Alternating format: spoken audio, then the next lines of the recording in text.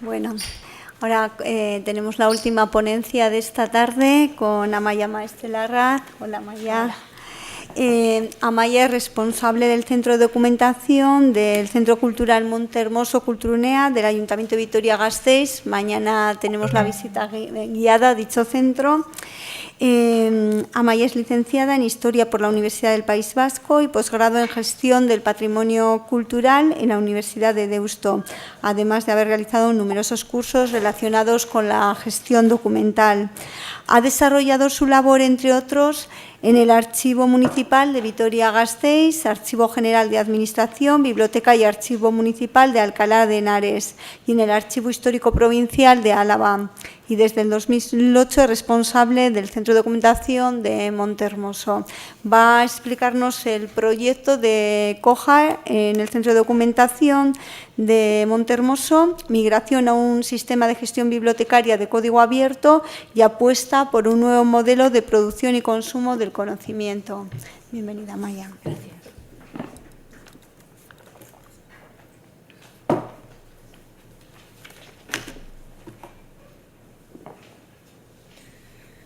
Buenas tardes, arratsaldeon guztioi. Bueno, ya nos ha hecho la presentación Elena y solo falta decir, para quitar un poco de nervios, que es la primera vez que hablo en un foro de este tipo ante gente pues bueno, con el perfil que tenéis, así que bueno, si en algún momento me tiembla un poco la voz y lo que no es la voz, pues espero que lo comprendáis. Espero que no sea la última vez tampoco que hablo ante este foro. Bueno, en un principio lo que quiero haceros es la presentación para toda la gente que no conozcáis de cómo es nuestro centro. Estamos situados aquí en Vitoria, en el casco viejo, a escasos 500 metros de aquí de Artion. Mañana tenéis la posibilidad de visitarlos si así lo deseáis, y si no podéis, bueno, pues cualquier día os podéis acercar y os atenderemos gustosamente. Pertenecemos al Ayuntamiento de Vitoria y se inauguró el centro en 1997 con el objetivo de difundir y promover el arte contemporáneo y la cultura contemporánea. Bueno, la ubicación ya os he dicho que está en el casco viejo y el edificio en el que nos situamos, pues bueno, es bastante emblemático y merece la pena conocerlo. Es un palacio renacentista que a la vez está unido a un antiguo depósito de aguas del siglo XIX. Y bueno, la verdad es que el edificio de por sí ya es emblemático y es interesante. Dentro de los diferentes servicios y espacios de los que dispone Montermoso, pues bueno, pues está el propio centro de documentación, que es de lo que os voy a hablar, y rápidamente os voy a explicar un poco qué es lo que hacemos y qué servicios prestamos. Bueno, pues el centro de documentación también viene a complementar la actividad expositiva, la actividad educativa y cultural del propio centro cultural. Y bueno, disponemos de unos fondos especializados también en arte contemporáneo y en cultura contemporánea. Somos un centro pequeñito, no sé si por espacio, igual no tanto, pero bueno, como fondos sí, porque disponemos de alrededor de 10.000 volúmenes, o sea, no estamos en un centro pues, de grandes fondos. Y igual por eso también estamos hoy aquí, porque es un buen espacio para experimentar y para poner en marcha pues, herramientas del tipo que hemos instalado, como COJA. Entre los servicios que prestamos, aparte de los fondos bibliográficos y documentales, pues entre los servicios que prestamos también disponemos de 19 ordenadores que el público puede utilizar para consulta de Internet, para aplicaciones ofimáticas, para la consulta de fondos multimedia, etcétera. Y bueno, una de las características de estos ordenadores es que tenemos instalado Linux en todos ellos y bueno, pues también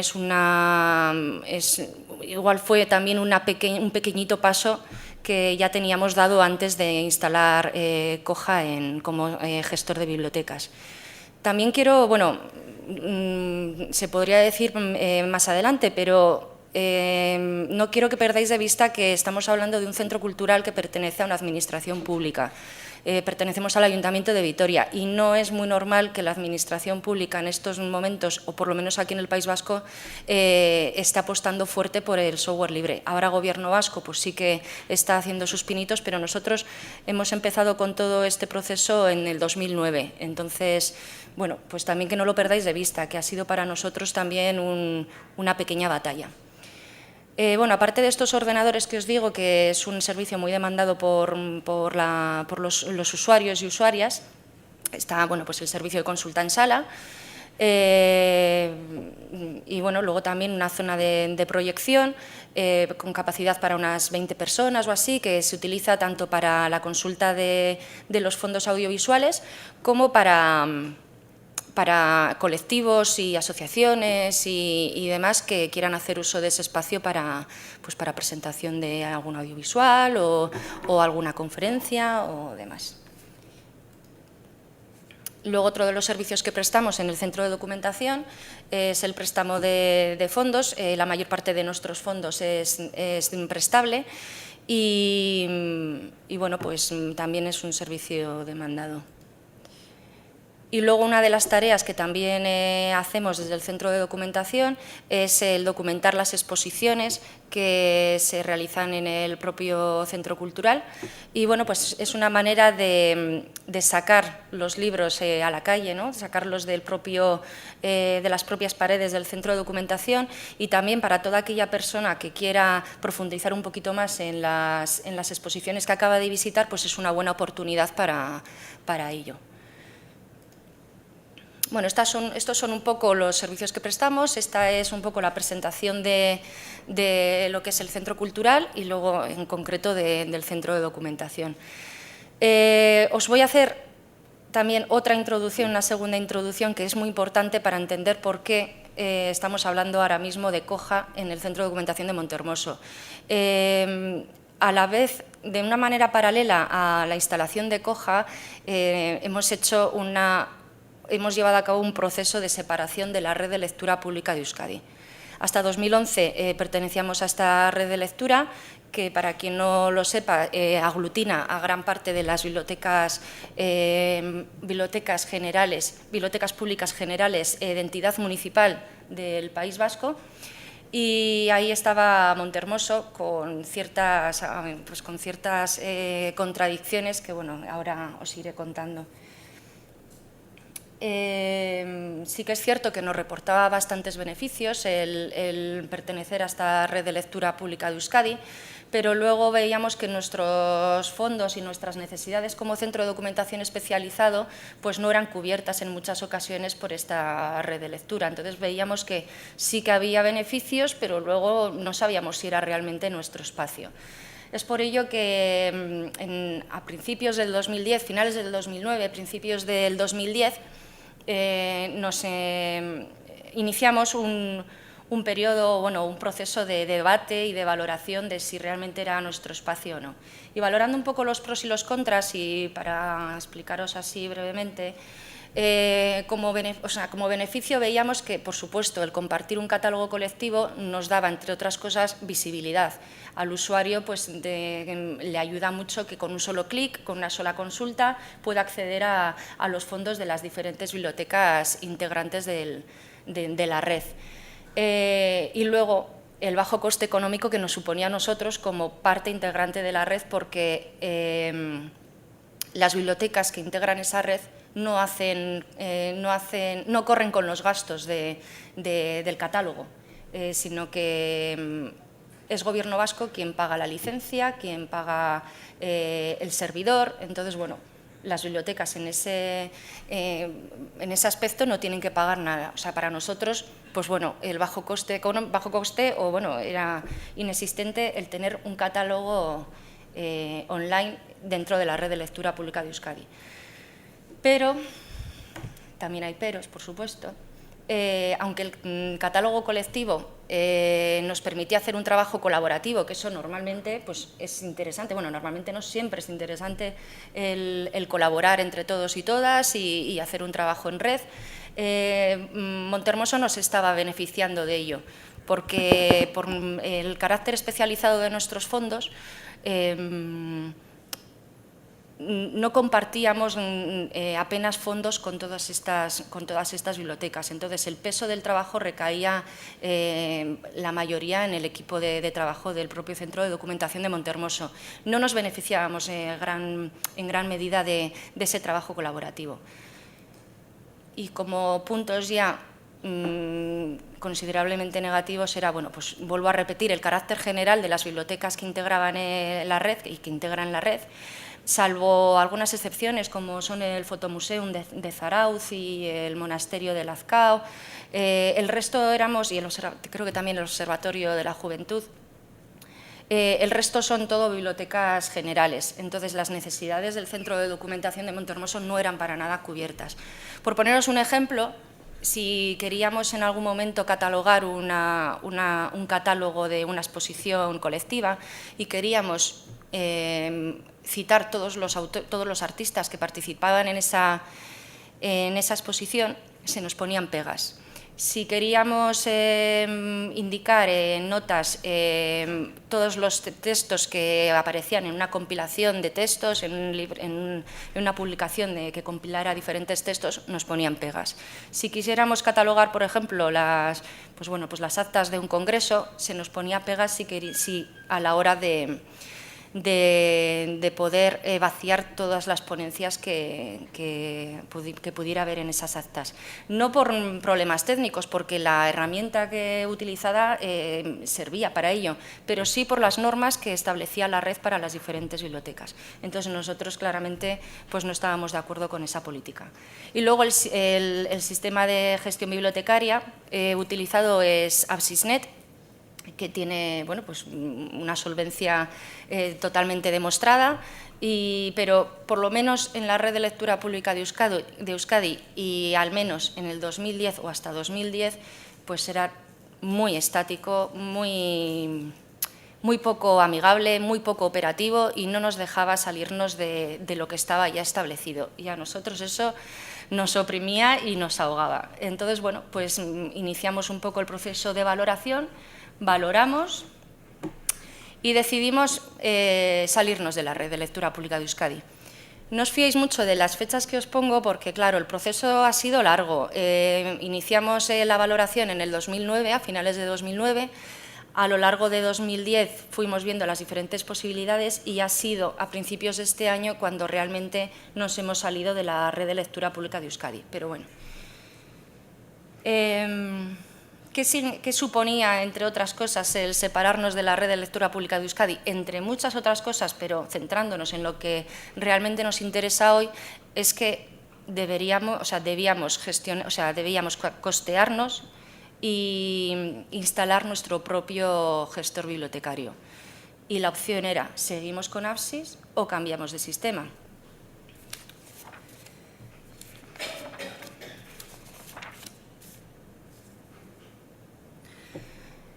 Ante esta situación podíamos haber optado directamente por haber seguido con Absis y no plantearnos mucho más, pero bueno, igual por el espíritu inquieto y demás que el equipo tenemos, pues consideramos que igual era el momento de valorar otras posibilidades. Y desde la dirección no nos ponían demasiadas pegas, entonces dijimos, vamos a ver qué hay. ¿Qué es lo que le pedíamos a un sistema integral de gestión de bibliotecaria? Pues bueno, básicamente lo que todos buscamos, ¿no?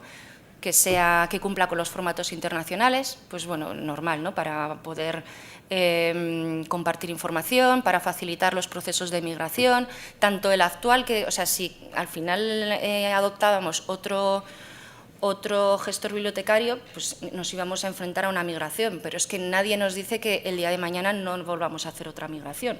Aquí esta mañana también se ha dicho, ¿no?, que las soluciones son para este momento. Dentro de unos años pues no sabemos qué va a pasar, ¿no?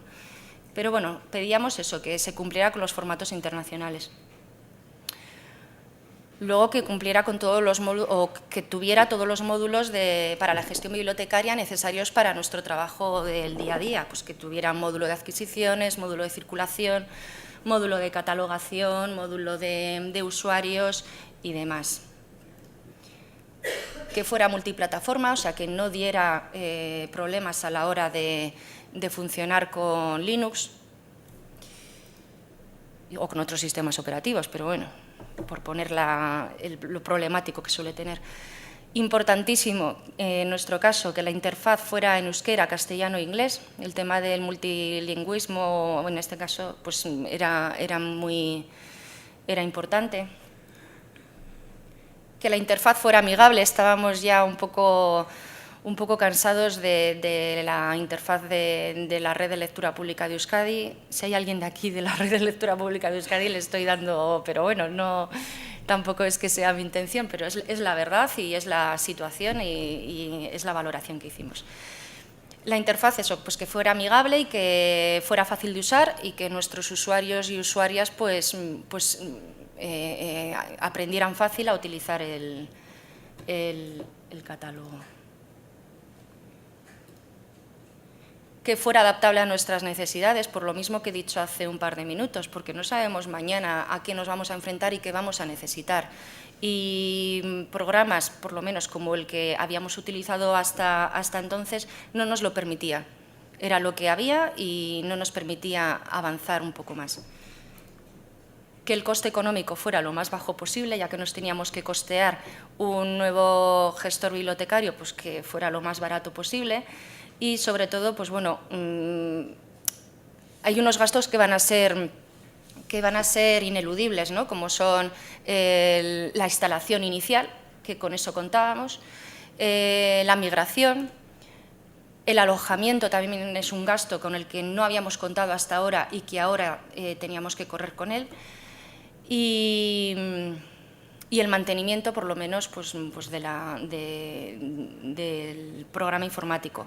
Pero queríamos, por todos los medios, evitar el gasto de las licencias. Y entonces dijimos, bueno, pues a ver si es posible. Y el último requisito que le pedíamos al nuevo gestor bibliotecario era no depender de una sola empresa, por la misma experiencia que habíamos tenido con Apsis. Bien es cierto que desde el Centro de Documentación de Montehermoso no hemos tenido nunca que tratar directamente con la empresa distribuidora de Apsis. Era Gobierno vasco quien se encargaba de ello, pero veíamos que, claro, el depender de una sola empresa, pues, bueno, no nos gustaba. O sea, no nos gustaba, pues porque, bueno, igual se podían hacer otras cosas fuera de esa empresa que nos podíamos estar perdiendo. ¿Qué cumplía de todo esto Apsis? Bueno, pues claramente los formatos internacionales, cumplir con los formatos internacionales, el tema de los módulos para la gestión bibliotecaria, multiplataforma, interfaz en euskera, castellano e inglés, pero hasta aquí puedo leer, porque la interfaz amigable, por lo menos, estoy hablando siempre desde el punto de vista de la red de lectura pública de Euskadi, que era lo que conocíamos. La interfaz no era nada amigable, no se adaptaba a nuestras necesidades, a nuestras futuras posibles necesidades. Igual a las de ahora sí, pero igual a las futuras no. Y el coste económico pues, suponía un coste adicional de pago de licencias por ser software privativo. Bueno, software propietario, mejor dicho, y privativo en este caso, pero bueno. Y nos hacía depender de una sola empresa. Entonces, nos tiramos a la piscina y dijimos, no queremos Apsis. ¿Y qué queremos? Pues bueno, vamos a ver qué es lo que hay y no vamos a descartar ninguna solución, ni software privativo, ni software libre.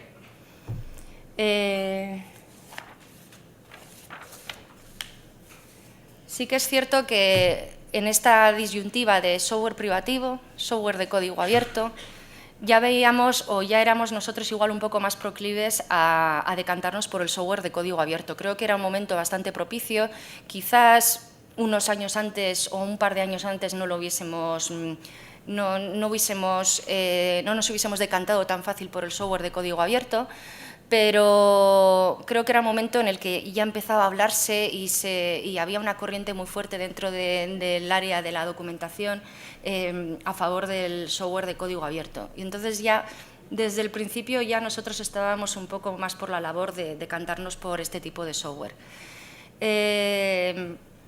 No era nuevo para nosotros trabajar con software libre, porque Montehermoso ya tenía cierta experiencia con este tipo de producto.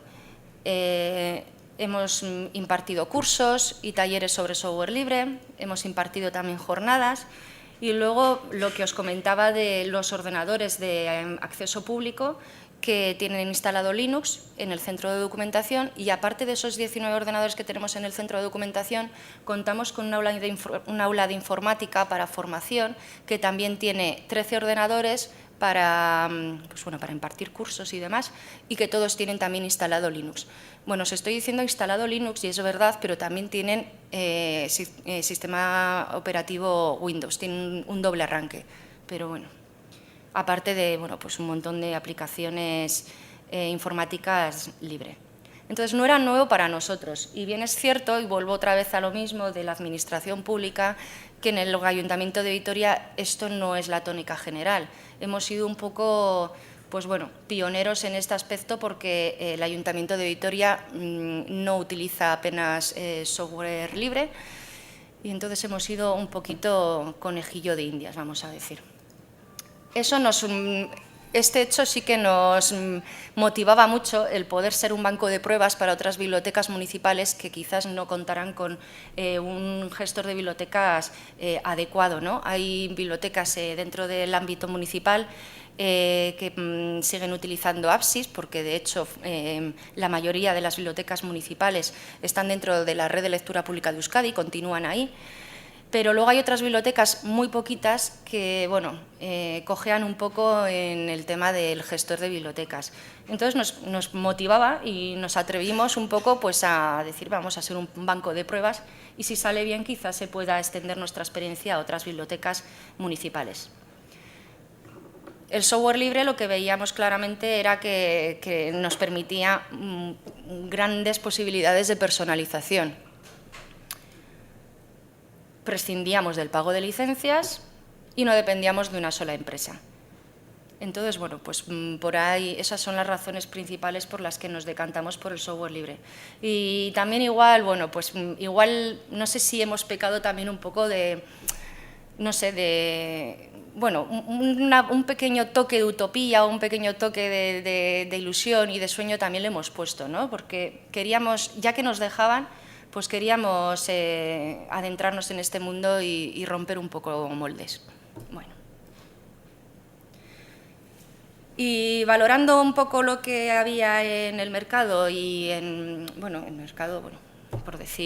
este mundillo, nos decantamos claramente por Koha, por ser el sistema de gestión bibliotecaria más extendido en el mundo, sistema de código abierto. Está traducido a 30 idiomas, tiene ya unos años de experiencia, ya que se creó en 1999 en Nueva Zelanda. Y detrás hay una gran comunidad de desarrolladores y integrada por diferentes usuarios, bibliotecarios, informáticos. Entonces, nos parecía interesante el producto en sí. Vimos otras bibliotecas que también lo utilizaban, hicimos pruebas con alguna demo y nos pareció interesante. Entonces, directamente nos decantamos por Koha. Y ya entramos un poco en materia. No he traído reloj pero ya me ibais avisando. Se me ha olvidado. Entonces, entramos en... Gracias, Elena. Entramos ya un poco en materia. Espero que esta primera parte tampoco os haya parecido muy árida, pero era una manera de... Teníamos que contextualizarlo de alguna manera. Yo no podía venir aquí a hablar directamente de Koha porque, vuelvo a decir, si no hubiese pasado por este proceso anterior, quizás no estaríamos aquí hablando de esto. Entonces, por eso os he tenido que hablar de todo ello.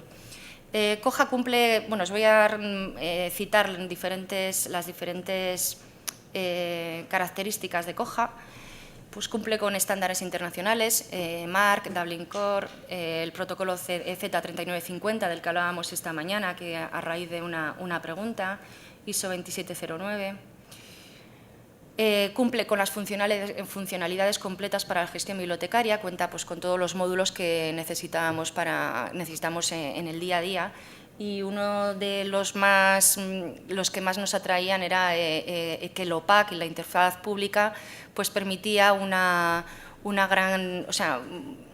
nos permitía pues, colaborar, establecer lazos con los usuarios, que los propios usuarios fueran los que etiquetaran los registros, que nos hicieran comentarios a los registros, que crearan sus propias listas, que las publicaran, poder sindicarse, poder compartir en las redes sociales, poder enriquecer el catálogo. Eso nos atraía mucho, ese módulo de OPAC llamado 2.0, ¿no?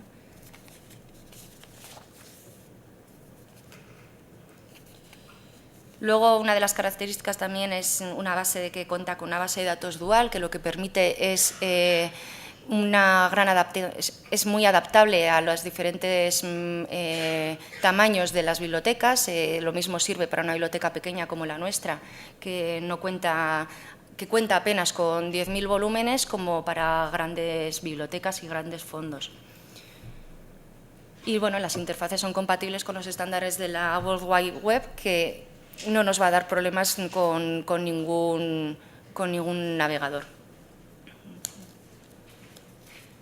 Una vez que luego si queréis podemos hablar más sobre el propio Koha, o sea, si tenéis alguna duda sobre características y demás, pero bueno, yo sigo un poco cómo ha sido el proceso de adopción del sistema, porque creo que también es una manera de compartir nuestra experiencia, que partíamos casi no de cero, ¿no? Pero bueno, igual a otras instituciones les puede servir un poco de ayuda a todo lo que podamos exponer. Una vez que habíamos elegido el programa, estábamos ante la situación de elegir o ante la pregunta de quién iba a instalar este programa. Bien es cierto que instalar el programa Koha, aunque sí que requiere de ciertos conocimientos informáticos avanzados, no se puede hacer. O sea, podemos hacerlo, no sé si cualquiera, pero cualquier informático es capaz de hacerlo. Pero otra cosa es la migración. Si empezamos desde cero con una biblioteca, pues igual es posible, pero en nuestro caso necesitábamos una empresa externa que nos hiciera la migración desde Apsis. Y la empresa elegida fue Sercode, es una empresa con sede en Galicia, y las razones por las que elegimos a esta empresa era porque en ese momento, en el 2010, eran de las pocas empresas que eran reconocidas por la comunidad de Koha como proveedoras de soporte para el programa. La otra era Más Medios, en Valencia, que se han encargado del proyecto de Koha VIP, y bueno, esas eran, en ese momento, en el 2010, eran las dos únicas que había.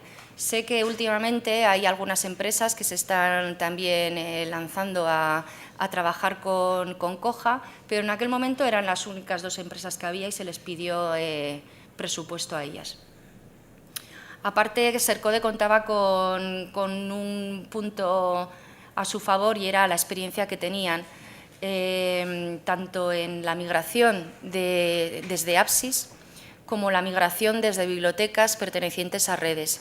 Sercode ha migrado desde Apsis a Koha todo el sistema de bibliotecas de la Xunta de Galicia. Entonces, ya tenían experiencia en casos similares al nuestro.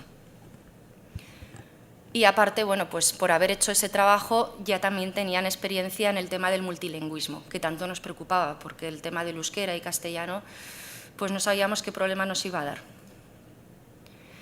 Aparte, presentaron un proyecto completo y el precio era el más competitivo.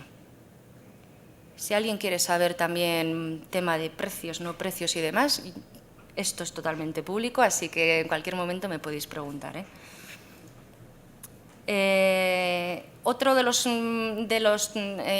aspectos que teníamos que valorar era dónde íbamos a alojar el programa, porque ya os he comentado que para nosotros era algo nuevo. Hasta ahora Apsis había estado alojado en un servidor de Gobierno vasco y nosotros, es que ni nos habíamos preocupado nunca por este tema.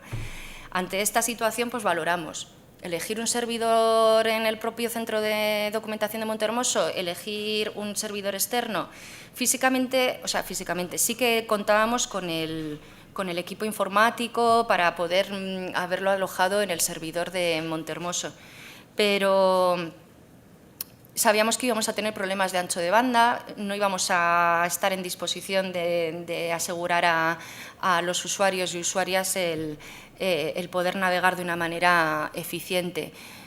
Más bien son problemas ya de la propia ubicación de Montehermoso, pero bueno. Entonces eso ya nos hizo un poco el tener que buscar otras soluciones. También luego ya eran pues, temas de seguridad, mantenimiento y el coste económico. Bueno, al final todo nos hizo decantarnos por un alojamiento externo y también fue contratado con la misma empresa Sercode. Y ya empezamos directamente con la fase más técnica, que fue pues, en un principio la preparación de los datos. Tuvimos que pedir a Gobierno vasco los registros bibliográficos, que nos los proporcionaron en un formato ISO 27509, y luego los datos de fondos, que fueron proporcionados en texto plano. No fue un proceso sencillo, costó muchísimo tiempo el que nos dieran los registros y la información, y eso la verdad es que retrasó mucho todo el proyecto. Vuelvo a repetiros que no podéis perder de vista el hecho de que pertenecíamos a una red de bibliotecas. Nosotros no teníamos los registros. En muchos casos incluso era difícil discriminar qué registros eran nuestros, qué datos de ejemplar eran nuestros y no eran de otras bibliotecas. Entonces, bueno, eso fue un proceso, primero, laborioso a nivel técnico, pero sobre todo, pero también porque a Gobierno vasco le costó el proporcionarnos los datos.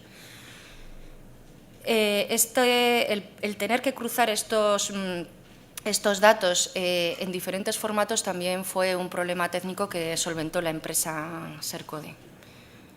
Y luego ya aprovechó también este momento para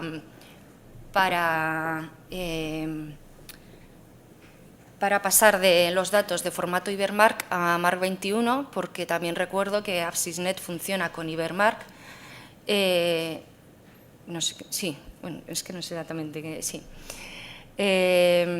APSISNet funciona con Ibermark y Koha funciona con Mark 21. Entonces se aprovechó este momento para hacer la conversión de datos. También tuvimos que solicitar los datos de autoridades, pero una vez solicitados vimos que era mucho más fácil, en vez de discriminar qué autoridades eran las nuestras y cuáles eran estaban utilizadas por otras bibliotecas, lo que hicimos fue directamente crear un fichero generado a partir de nuestros registros bibliográficos. O sea, nosotros no tenemos autoridades de otras bibliotecas, sino que se ha generado un fichero con nuestras propias autoridades. Vimos que esa era una solución más sencilla. Y respecto a los datos de nuestros socios, teníamos también la posibilidad de pedirlo a Gobierno vasco, pero en este caso era todavía más difícil que en el caso de autoridades y de registros bibliográficos, porque era tarea casi imposible el discriminar los datos de nuestros socios del resto de los datos del resto de bibliotecas. Por suerte, desde Montehermoso y también por nuestras peculiaridades o por nuestras características diferentes, teníamos una base de datos alternativa en la que incluíamos información de los socios que no podíamos incluir dentro de APSISNet. Y estaba la base de datos estaba en Access y fue mucho más sencillo la migración de los datos de los socios desde Access a Koha que desde APSISNet. No era posible pues, por esa pertenencia a la red. Bueno, pues una vez preparados los datos, procedimos a la parametrización de diferentes, pues, en este caso de las políticas de préstamo, qué políticas de préstamo íbamos a establecer, qué tipos de usuarios, las plantillas de catalogación, dependiendo de si queríamos pues, catalogar monografías o publicaciones seriadas, o qué valores autorizados se iban a permitir, los avisos a los usuarios y a las usuarias, y bueno, pues una serie de parámetros que hacía falta personalizar. Esto requirió tanto, bueno, no solamente en este paso, sino en todo el proceso, ha requerido un gran trabajo y una gran implicación de todo el equipo del centro de documentación. Somos bueno, 3 personas a jornada completa y una persona pues, con una jornada reducida. Y bueno, el peso de la puesta en marcha del catálogo ha recaído en 3 personas.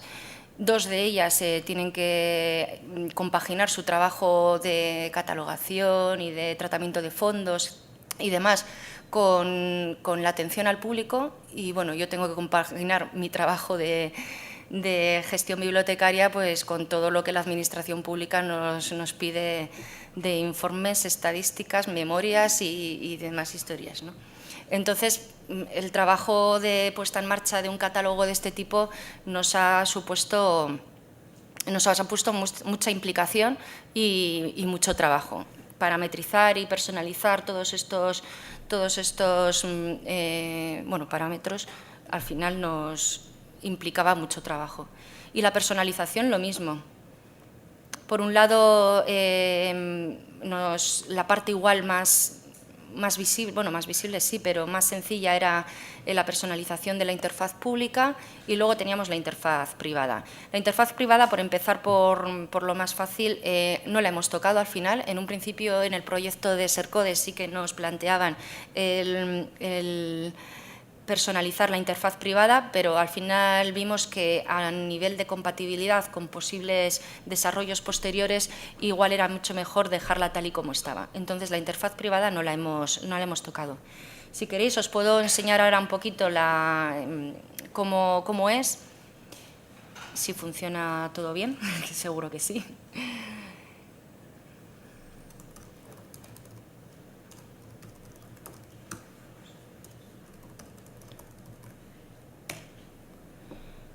Bueno, en un principio, no sé si estaréis no sé si será similar a lo que vuestros sistemas de gestión bibliotecaria, la interfaz la intranet de vuestros programas informáticos.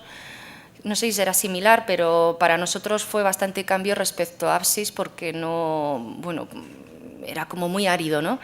Pero realmente al final luego te acostumbras y bueno, es bastante intuitivo y se trabaja bien con ello. Por enseñaros así algún pantallazo, luego si alguien quiere que entremos en alguna funcionalidad más concreta, pues me lo decís, pero bueno, podemos entrar en el módulo de catalogación y podemos elegir alguna de las plantillas. Y bueno, pues aquí tenemos todo el tema de catalogación. Si queremos ir al módulo de usuarios, pues para dar de alta a usuarios, pues también podemos o bien buscar para modificarlos, o podemos también el crear un nuevo usuario con diferentes tipologías. Bueno, al final eso, la herramienta interna, al final te haces a ella, aunque así a primeras pues nos pareciera un poco árida. Tenemos también el módulo de adquisiciones, un módulo de informes y de estadísticas, y luego pues también hay otras posibilidades ya más internas, pues como es la administración. Coja lo que permite es una parametrización casi total. Bueno, pues podemos nosotros definir pues una gran cantidad de parámetros que igual otro tipo de gestores bibliotecarios no nos lo permiten, ¿no? Y luego otro tipo de herramientas, pues como puede ser el colgar noticias o el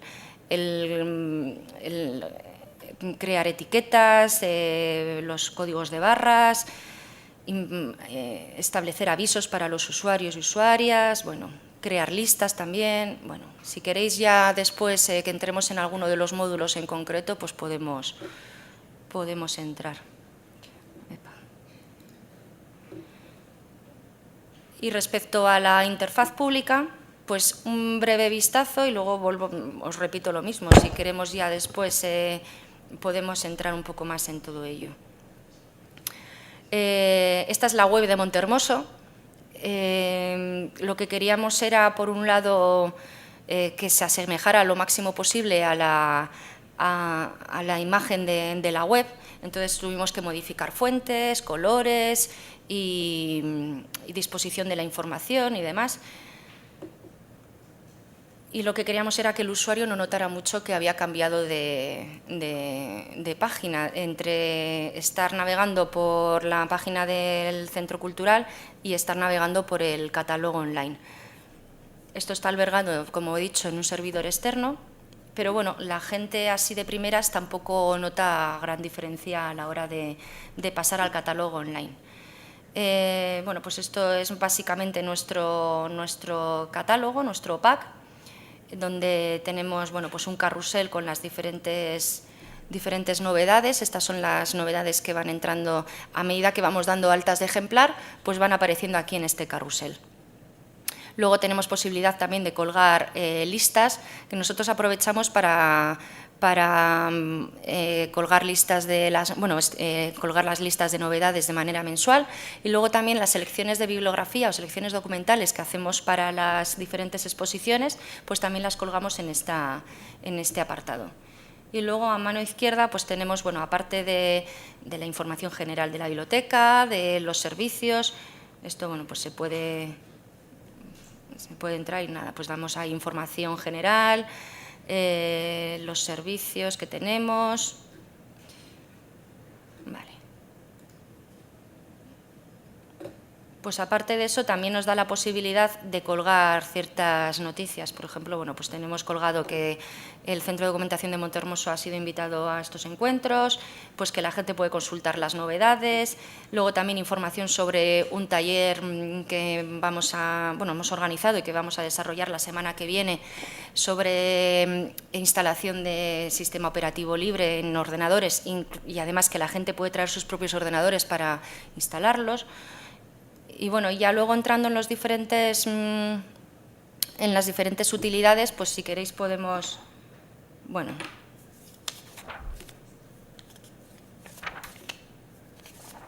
os voy a enseñar entonces un poquito, ya visto el tiempo y demás. Bueno, si iba a hablar, antes de pasar a esto os cuento un par de cositas y ya nos metemos en lo que es el OPAC. La personalización, aparte de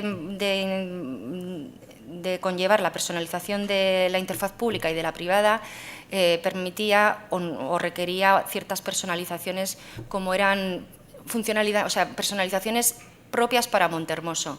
Sercode en su proyecto ya nos estableció estableció unas personalizaciones que íbamos a poder incluir en nuestro catálogo. Una, era obligatorio que lo tradujéramos al euskera, porque Coja no estaba traducido hasta entonces. Hemos sido los primeros que hemos traducido al euskera y ya de por sí la empresa ya lo ha puesto a disposición de la comunidad de Coja.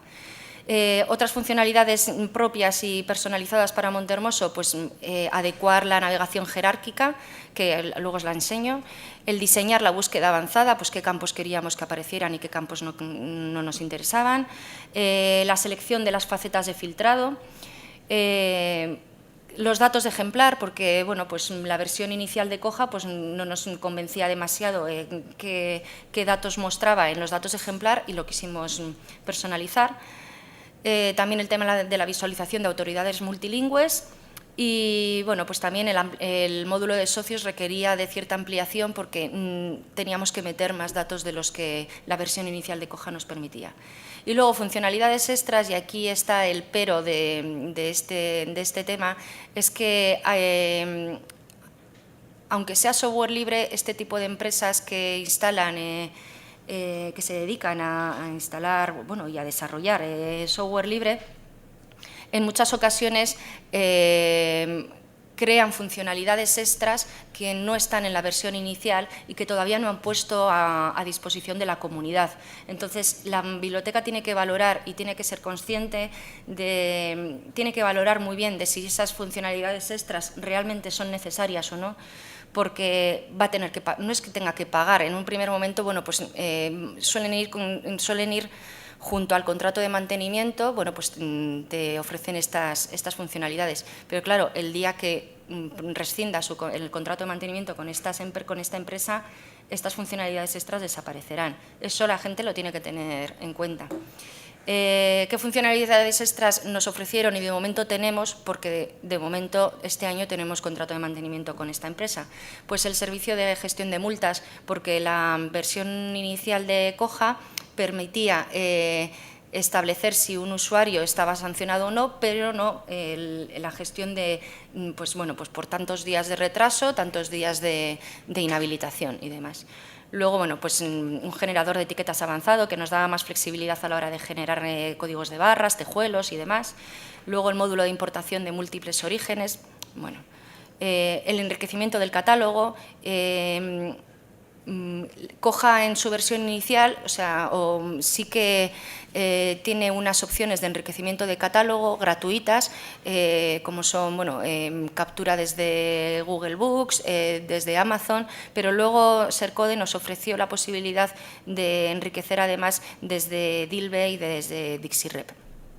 Y después, pues bueno, multilenguaje en valores autorizados, facetas y filtros. Y mejoras en la interfaz pública.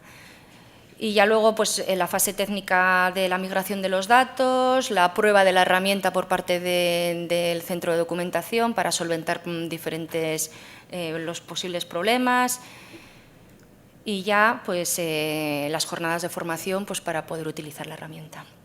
Previsión de futuro, de una manera muy rápida.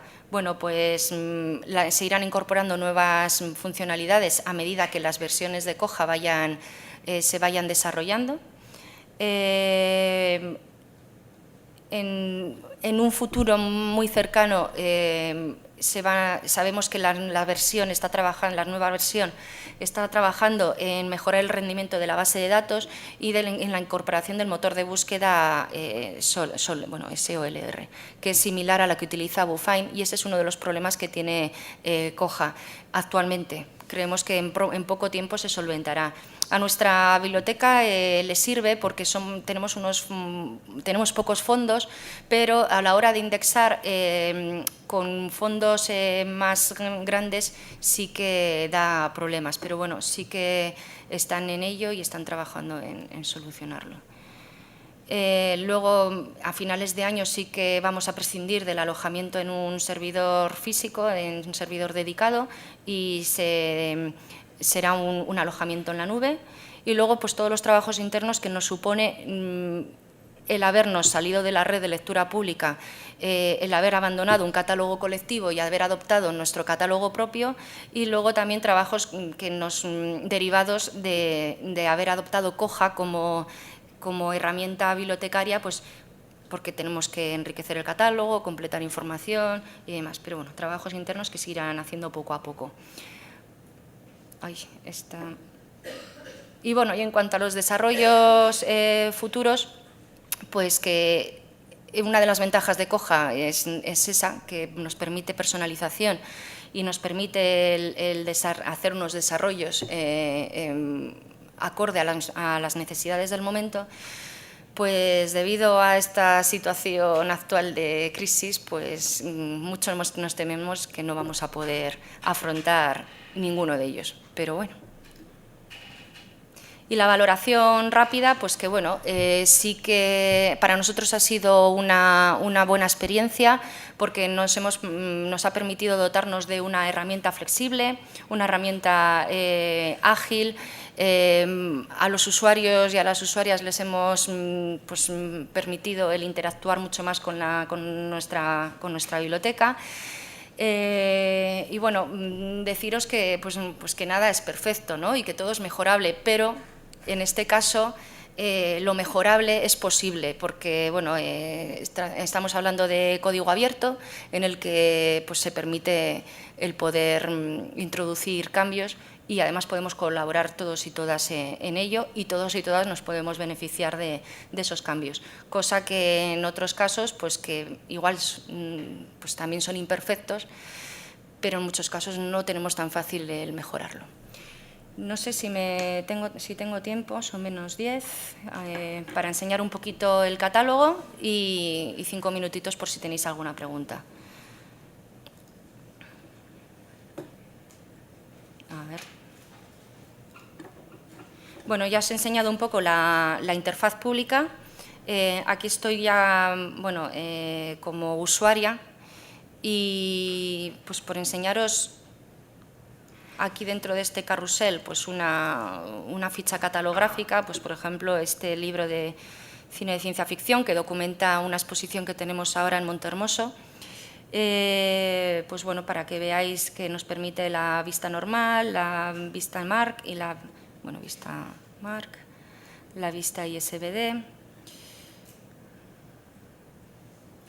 Luego también nos permite la búsqueda por secciones, que es lo que también os comentaba de la búsqueda jerárquica. Estas son las secciones que tenemos dentro del centro de documentación y pues se puede buscar por ellas. También se permite, lo que pasa es que nosotros no lo hemos incorporado, una búsqueda por nube de términos, pero bueno, nosotros no lo hemos incorporado. La búsqueda avanzada, que os comentaba que la habíamos también personalizado, pues bueno, hemos personalizado los diferentes campos por los que queríamos que la gente buscara, bueno, diferentes parámetros de búsqueda. Y en cuanto pues a la visualización del registro bibliográfico, pues, nos ha permitido también el incorporarlo en listas. Pues, por ejemplo, este documento aparece en la lista de la exposición que os mencionaba. Luego tenemos aquí los datos de ejemplar, que también os comentaba que habíamos personalizado. Hemos incluido el tipo de material, hemos incluido también qué política de préstamo tiene. Y hemos incluido un campo de notas que nos sirve para informar a los usuarios sobre, pues, en este caso, pues, que este libro está ubicado temporalmente en la zona de exposiciones y que no va a ser prestable hasta que no termine la exposición. Todo esto lo añadimos en su momento. Permite también el compartir con las redes sociales, bueno, pues luego agregar a cesta, crear sus propias listas. Además, estas listas los usuarios las pueden también publicar en el propio catálogo, pueden etiquetar, pueden añadir comentarios, se puede buscar en otros catálogos. Luego también el propio registro pues se enriquece, bueno, la portada se enriquece también en unas ocasiones pues porque tira directamente de Google Books, de Amazon o de otros servicios en Internet, o nosotros también escaneamos muchas portadas. Y luego también pues pasa lo mismo con los resúmenes o incluso comentarios, ¿no? Si existen resúmenes o comentarios para este libro también se capturan. Por hacer así una búsqueda, buscamos por feminismo. Para quien no sepa, los últimos 4 años hemos estado especializados en arte y en arte contemporáneo visto desde la perspectiva de género. Entonces, bueno, tenemos gran cantidad de fondos con esta temática. Entonces, bueno, pues por enseñaros un poco cómo es la búsqueda de un término que da muchos resultados. Bueno, pues aquí tenéis los diferentes resultados con sus portadas y demás. Y luego lo que os comentaba de las facetas o los filtros que aparecen a la izquierda y que también esto personalizamos y establecimos cuáles queríamos que aparecieran y cuáles no. Luego, por entrar en el módulo de qué es lo que puede hacer el lector con el LOPAC, pues bueno, tienes un resumen de todo lo que se ha prestado, acceso a las multas, pueden cambiar sus datos personales, cambiar la contraseña, sugerencias, pueden crear sus propias listas y las pueden, bueno, nosotros por ejemplo, pues en este caso tienes listas privadas si no quieres que nadie las vea o listas públicas si quieres que sean visibles por el resto de los usuarios. Y bueno, esto es un poquito la presentación de nuestro catálogo y si nos da tiempo en 5 minutos, si queréis hacernos alguna pregunta, pues sin problema. Estamos a vuestra disposición. Y si no, pues en la primera En la primera diapositiva os ponía mi correo electrónico, documentación@montehermoso.net, para cualquier duda que tengáis o bueno, si os animáis, os embarcáis en este tipo de proyecto, pues gustosamente os ayudaríamos en lo que pudiéramos. Si son preguntas muy técnicas, me ayudará mi compañero Iñaki, que es el... La mía no va a ser muy bueno, técnica. Pues, ¿Qué interacción habéis obtenido por parte de los usuarios con el catálogo? Que permite, como has dicho, el que añadan comentarios, ¿no? Etiquetas, etcétera. Sí. Crean sus listas. ¿Qué interacción habéis obtenido hasta ahora? ¿Qué datos tenéis de esa participación del usuario en el etiquetado o en los comentarios en el catálogo? Es una parte que la verdad no...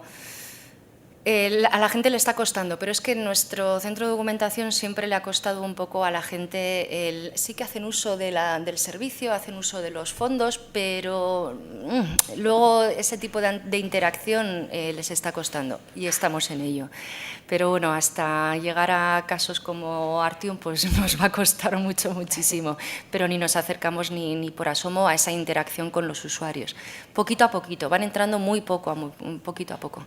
Y en relación, si pudiéramos comparar el impacto del catálogo anterior en tu comunidad de usuarios y el que tenéis ahora, ¿ha cambiado de alguna manera? ¿Notáis alguna diferencia? No tenemos datos de cuánto, o sea, tenemos los datos actuales de las consultas que se realizan, pero no tenemos datos de la época anterior, por el hecho de que el Gobierno vasco no nos los proporcionaba, o sea, no sé, entonces eso no podemos ver el impacto.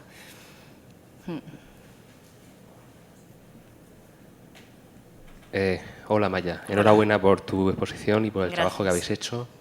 Estoy sorprendido. ¿Me estás diciendo estás diciéndonos que estáis fuera del catálogo colectivo porque habéis dejado de utilizar APSISnet? ¿Perdón? Sí, ¿has dicho que estáis fuera del catálogo colectivo porque habéis dejado de utilizar APSISnet? No, porque veíamos que ese no era nuestro espacio, es lo que he comentado, ¿no? No era nuestro espacio como centro de documentación especializado, estábamos dentro de una red conformado sobre todo por bibliotecas generales y no era nuestro espacio en sí. Luego todas las pegas que os he dicho al tema de la catalogación, unas normas muy rígidas de catalogación, o sea, normas establecidas en la red para las bibliotecas integrantes.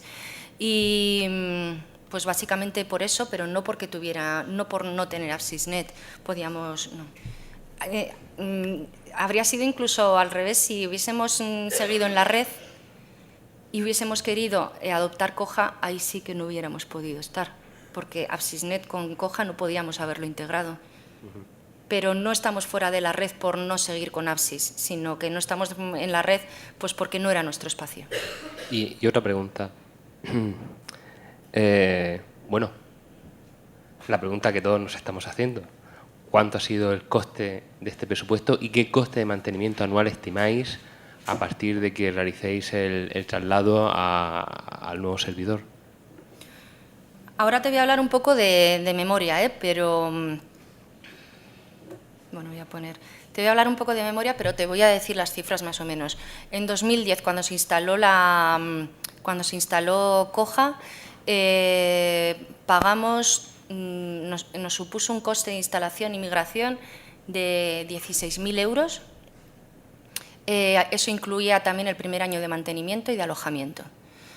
Y los costes posteriores de mantenimiento están rondando, ya te digo que de memoria, pero están rondando, no llegan a los 3.000 euros de mantenimiento.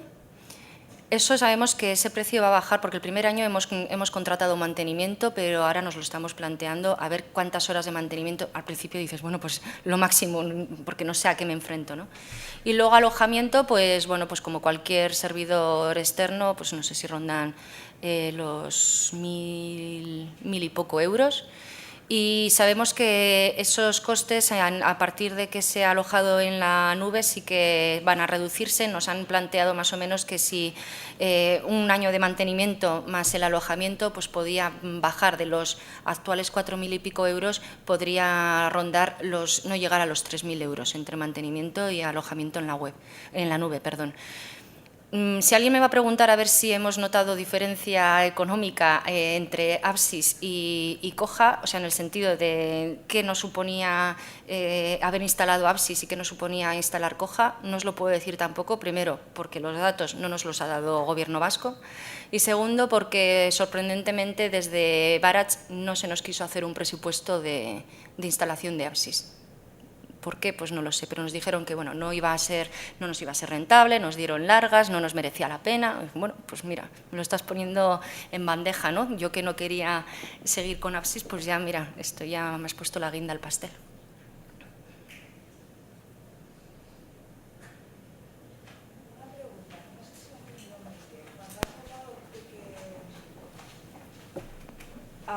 La empresa que os ha instalado y desarrollado algunas funcionalidades adaptadas a vosotros, decías, por ejemplo, el sistema de gestión de multa. No sé si lo he entendido bien. Cuando esta empresa se vaya, el sistema de gestión de multa, me estás diciendo que es suyo. O sea, que que ellos no lo ofrecen a la comunidad de Coja. En algunos casos es lo que te he dicho antes, en algunos casos, al fin y al cabo, estas empresas viven del desarrollo, de la investigación y no todo lo comparten con la comunidad en el momento. Suele ser pues, que lo van soltando un poquito píldora a píldora, ¿no?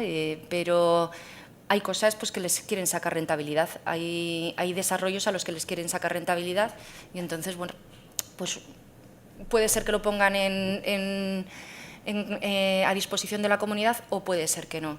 Esto va avanzando y esto va muy rápido y esto cada vez va a ser más la gente que va a desarrollar este tipo de productos.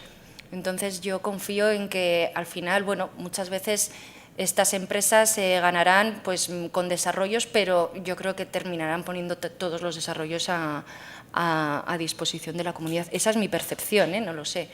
Al final tú pagas por un desarrollo, pero yo como cliente igual digo, vale, yo lo pago, pero con la condición de que lo pongas a disposición de la comunidad. Eso pasó con la traducción al euskera. Nosotros pagamos parte de esa traducción, entonces nosotros sí establecíamos que eso tenía que estar puesto a disposición de la comunidad. Pero es cierto que hay funcionalidades extras que puede ser que la empresa que lo haya desarrollado no lo haya puesto y que tú lo pierdas y rompes lazos con esa empresa.